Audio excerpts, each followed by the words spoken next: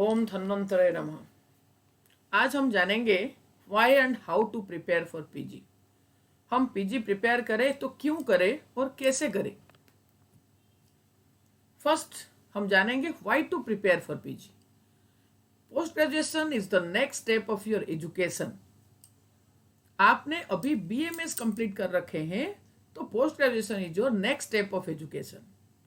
Essential qualification for lectureship and researcher in CCRS. अगर आप college में पढ़ाना चाहते हैं, you want to be a lecturer और you want to be a researcher in CCRS, then you have to complete your post graduation. This is the preferable qualification for medical officers through PSC and UPSC.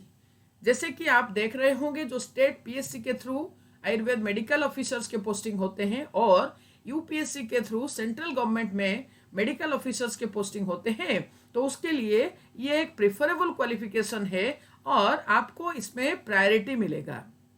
Lots of exposures other than this, lots of exposures through seminars and workshops you will get. Apart from that, develops your outlook and network. Then how to prepare for PG? Preparation करें तो कैसे करें? First of all, keep it in mind, PG entrance syllabus cannot be same with that of BMS because it's the entrance for higher study. So your thought process, your knowledge stuff should be higher. आपने जो BMS में पढ़ रहे थे उससे आपको कहीं ज्यादा पढ़ना पड़ेगा। फॉर एग्जाम्पल, आप जब बीएमएस करते हैं उस समय अष्टांग हृदय Sutrasthana only is in your BMS syllabus. But when you are doing for preparation for PG, then you have to study the entire Ashtanga Hridaya. You have to cover entire 120 chapters. You have to cover all the sthanas of Ashtanga Hridaya. As Ayurveda is described in Sanskrit, so we have to develop a friendly mindset with this language. Ayurveda में सारे ग्रंथ आप जो भी पढ़ोगे वो सारे संस्कृत में है। अगर हम सोचेंगे कि हमारा संस्कृत में हमने पढ़े नहीं है, स्कूल लेवल में संस्कृत हमारा सब्जेक्ट नहीं है, तो ये हमारे लिए डिफिकल्ट है, तो it will be more difficult for you. So you have to develop a friendly mindset. जो संस्कृत का मिनिमम चीजें हैं तो उस चीज को आपको जान लेना है। उसके बाद आपको बहुत ही इंटरेस्टिंग लगेगा आयुर्वेद का जो संहिता पढ़ना, ग्रंथ पढ़ना आपको बहुत ही इंटरेस्टिंग लगेगा। तत्व अवबोध हर्षणानाम श्रेष्ठ। आचार्य चरक कहते हैं कि जितने भी आनंददायक भाव है उसके अंदर श्रेष्ठ है तत्व अवबोध। व्हाट इज दैट तत्व अवबोध? That is the ultimate pleasure. That ultimate pleasure you will get from study when you are getting its actual concept. आप सिर्फ उसको रीड कर लिए, उसको रट लिए, तो उसके आपको आनंद अनुभव नहीं होगा जो तत्व अवबोध से होता है, जो उसके कंसेप्चुअल क्लैरिटी से आपको प्राप्त होता है, जिसका तत्व को समझने के बाद, कारण को समझने के बाद आपको होता है, वो लर्निंग से नहीं होता, रटने से नहीं होता। सो avoid learning, not only mnemonics. Only mnemonics को अपना शस्त्र मत बनाओ, तत्व अवबोध को अपना शस्त्र बनाओ। तत्व अवबोध के बल पर ही आप किसी भी तरह का क्वेश्चन आएगा आप उसको कर सकते हो। Why not learning only? When you are learning something without getting its concept, it's just a burden for you, a punishment for you, and no one can bear the burdens for a long time. जब आपको कोई काम करने में मजा ही नहीं आ रहा है, आपको आनंद ही नहीं मिल रहा है, तो उस काम को क्या लगातार आप कुछ दिन तक कर सकते हो? नहीं। तो इसलिए ऐसा भी बहुत एग्जाम्पल्स है, लोग तैयारी करना शुरू तो कर देते हैं लेकिन आधे से छोड़ के चले जाते हैं। दिस इज द रीजन, क्योंकि they are feeling like these are the burdens for them because they don't understand the concept behind this. So you should have that conceptual clarity, you must have. Why not mnemonics? Simply mnemonics method of learning stops your thought process and indirectly it's a great barrier between your ultimate success and you.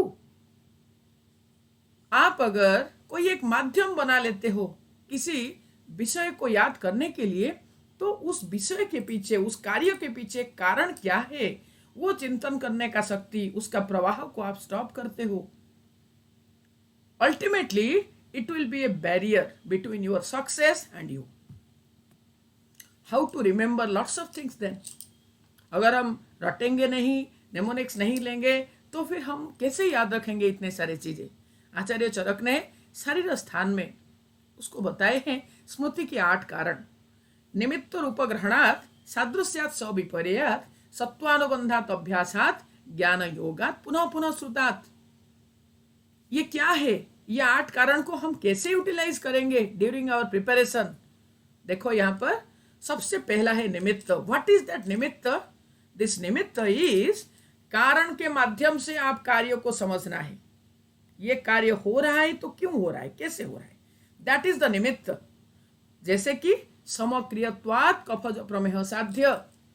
कफज प्रमेय साध्य हुआ क्यों, उसके पीछे कारण है ये।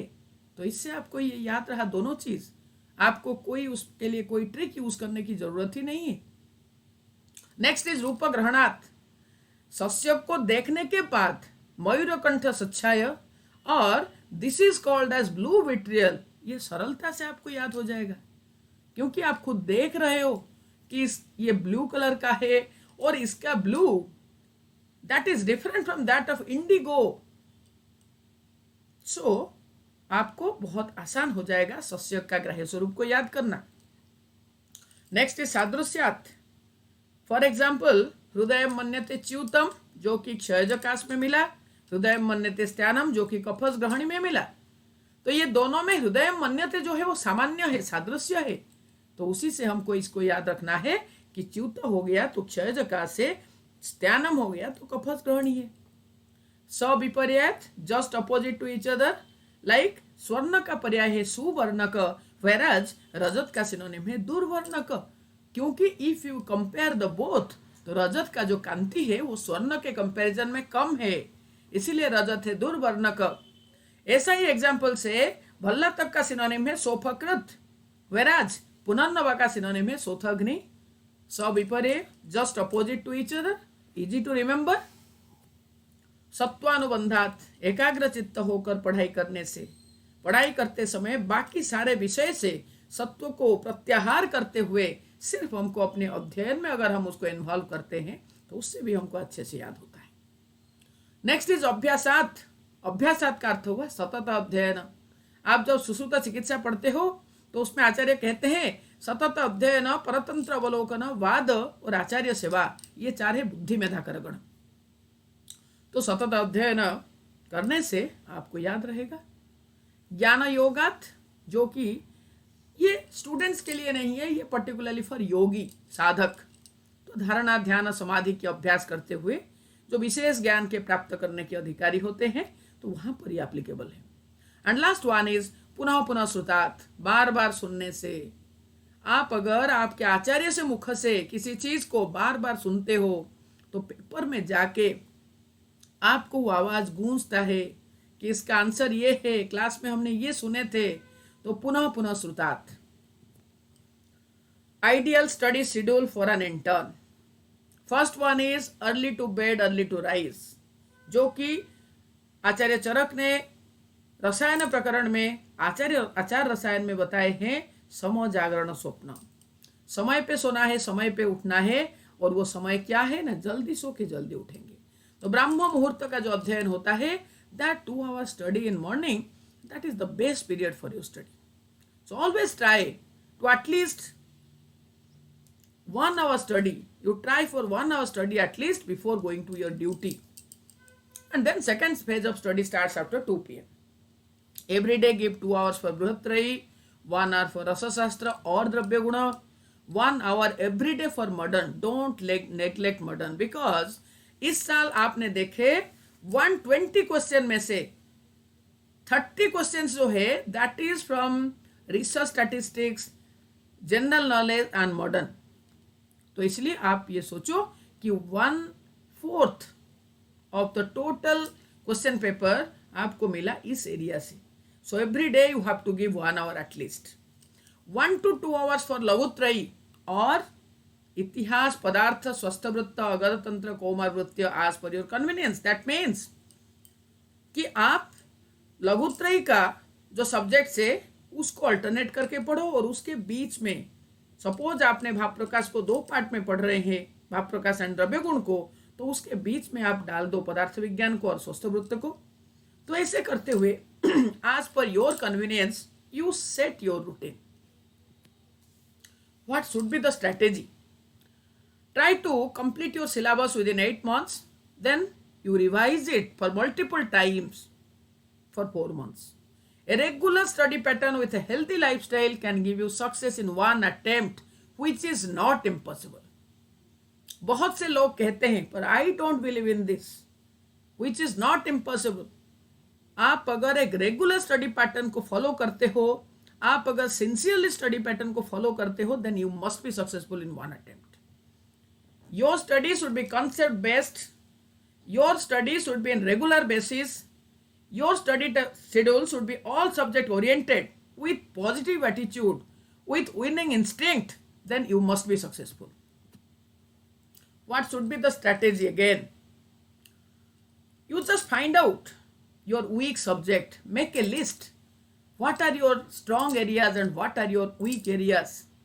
Then you try to make all your weak areas strong. Then Ayurveda will be your strength. If you want to get your dream subject in your dream institute, then you have to develop a strong command on all subjects. You should not neglect any subject. So you have to give equal importance to all subjects.